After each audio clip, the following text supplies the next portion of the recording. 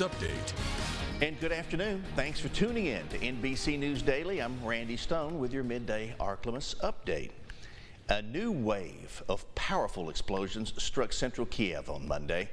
Air raid sirens wailed and explosions could be heard in the Ukrainian capital as residents rushed to bomb shelters in nearby subway stations. This daytime attack intensified the sense of unease among residents who are already under strain after weeks of nearly daily nighttime attacks by Russian drones and missiles. Ukrainian military officials say a total of 11 land-based ballistic and cruise missiles were launched at the Kiev region, and they say all of them were shot down. Russia's Interior Ministry has put Republican Senator Lindsey Graham of South Carolina on a wanted list. This after Ukrainian President Volodymyr Zelensky's office released an edited video showing Graham meeting with the Ukrainian president in Kiev on Friday. Graham was shown saying the Russians are dying and also saying U.S. support of Ukraine was the best money we've ever spent. After Russia criticized the remarks, Ukraine released a full video of that meeting, which showed the two comments being made during different parts of the conversation.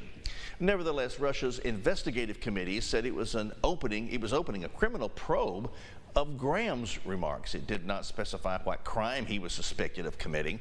And Graham says he was simply praising the spirit of Ukraine and resisting a Russian invasion, with assistance provided by Washington.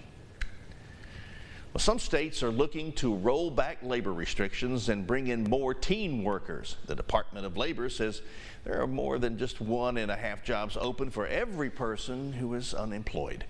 The labor shortage prompting some states to ease the cap on how many hours teens can work.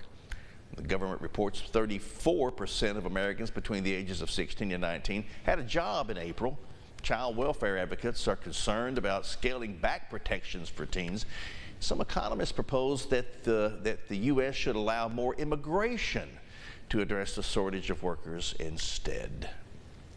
95 Louisiana churches split from the global United Methodist denomination on Saturday over the theological differences over how the denomination views homosexuality and whether gay people can be ordained or married.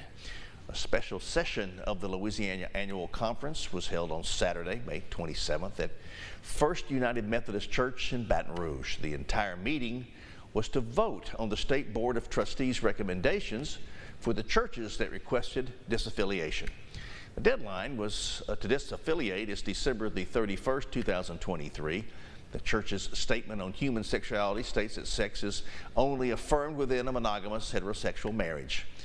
And dozens of other churches in Louisiana have already undergone the disaffiliation process. And now, Storm Tracker Doppler weather with meteorologist Chase Ward.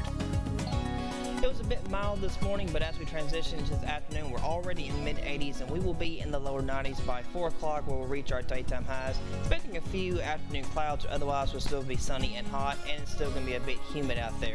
Expecting a high of 90 here in Monroe later on this afternoon, with winds still staying calm mainly out of the east. And as we look into tonight, it's going to be mild once again, but we'll stay mainly in the mid-60s, expecting a low of 66 here in Monroe with partly cloudy skies. Winds will stay calm still out of the east. As we look into tomorrow, it's going to be again a bit warmer with a high of 91, still sunny and hot with a little bit of muggy conditions. We'll see partly cloudy skies, rain chances staying around 10% with a stray shower possible. As we look at the 7-day forecast, we'll see rain chances increase as we progress out most of this week and into the weekend. We'll see scattered showers and thunderstorms on Saturday and Sunday, with a few spotty storms still possible going into Monday next week. We'll see mainly daytime highs stay mainly in that lower 90 trend, increasing to about 92 and 93 for this weekend, so rain chances not going to do much for cooling us off in that effect. Our overnight lows stay mainly in the mid-60s and stay through the lower 70s as we progress into much of next week. So enjoy the first half of this week as we mostly dry because it's going to be mostly wet for this weekend and heading into the start of next week. Well, make sure you download the NBC 10 News app. All you have to do is go to the Apple App Store or Google Play. That's it for our update today. Be sure to go by Max Market and get your bag. God bless you.